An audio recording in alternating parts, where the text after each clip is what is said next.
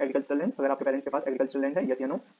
अब है तो आपके पास कितना है इरिगेटेड लैंड जो फादर ओन करते हैं, मदर एंड चिल्ड्रन, मतलब आप, आपके फादर एंड आपकी मदर, तीनों का मिलाकर जो भी लैंड है वो आप इसमें मेंशन कीजिए। अनइरिगेटेड जितना है वो आप मेंशन कर दीजिए।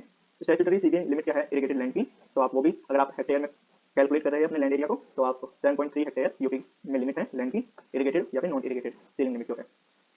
Then if the land is both irrigated or unirrigated, indicate whether condition given in clause B schedule 5 applies, give details, not that much relevant. Income from salary, financial year आपके ये father की income मांगी जा रही है,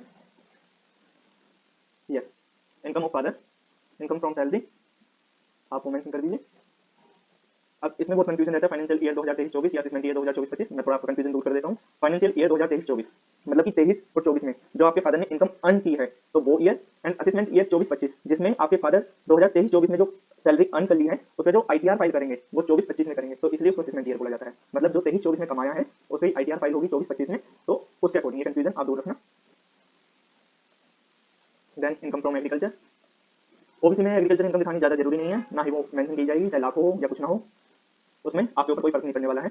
EWS में ज़्यादा फर्क पड़ता है, आपके फादर आईटीआर फाइल करते हैं या नहीं, अगर किसी साल का नहीं किया है, जैसे 23-24 का अगर नहीं किया है तो उसमें नो भी डाल सकते हैं, किया है तो यस।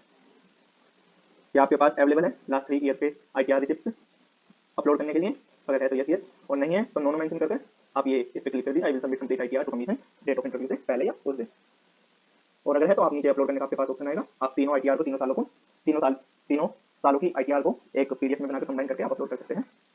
मदर की इनकम, अगर आपकी मदर वर्किंग कर दिए तो 0 0 मेंशन कर देना, जिस भी ऑप्शन में आपका कोई इनकम सोर्स नहीं है उसमें 0 ही आपको डालना है, ब्लैंक कुछ नहीं छोड़ना है इसमें। मदर आईटीआर फाइल करती है, अगर इनकम नहीं है तो नो। देन अपलोड मर्ज आईटीआर, अगर आपकी मदर भी इनकम अर्न करती है और आईटीआर फाइल करती है और आपके फादर भी, तो दोनों की इनकम की दोनों के आईटीआर को मर्ज कर देना है और वो फाइल आपको अपलोड करनी है। Then details of wealth held by parents, आपके पेरेंट्स मतलब अगर शेयर मार्केट स्टॉक्स है या कहीं पर इन्वेस्ट कर रखा है या फिर कोई ऐसी लैंड या प्रॉपर्टी है जिस पर टैक्स जाता है बिल्डिंग टाइप में, तो वो मेंशन करनी है। अगर ये चीज़ें नहीं है, जस्ट सिंपल लाइक दे रहे हैं तो आप 0 मेंशन कर सकते हैं। Then whether documentary proof in support of service status land holding income from different source property held by parent if yes hold, मतलब कोई भी ऐसा डॉक्यूमेंट्री प्रूफ जिसमें कि कोई डिफरेंट सोर्स से इनकम अर्न कर रहे हैं वो आपके पास हो तो यस या नो मेंशन कर सकते हैं, और है तो वो भी अपलोड भी करना है। देन अपना डिक्लेरेशन देना है, आई Savita.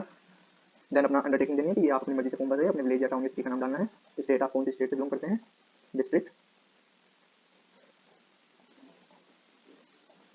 Then have you read declaration of OBC annexure, आपने वो रीड किया है या नहीं।